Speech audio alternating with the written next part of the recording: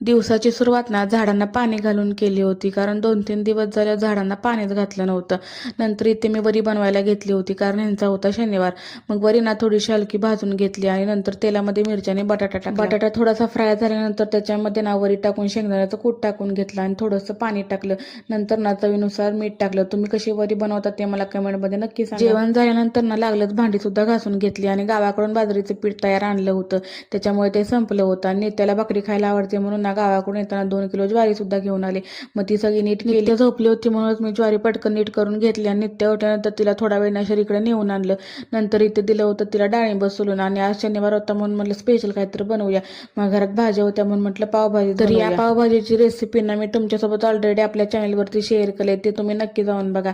इथे ना सगळ्या भाज्या स्वच्छ करून घेतल्या आणि लागलं ना कुकर सुद्धा लावून कांदा बारीक कट करून ना तेलामध्ये भाजून घेतला. आणि मी जेव्हा पावभाजी बनवते ना तेव्हा वेगवेगळी पेस्ट करत बसत नाही.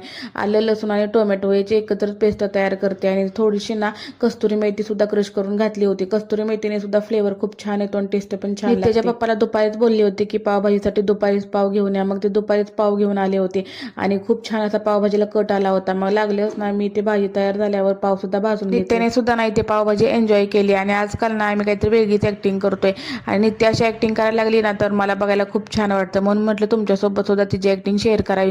चला मग अजून आपल्या चॅनलला फॉलो केलं नसेल तर फॉलो करा.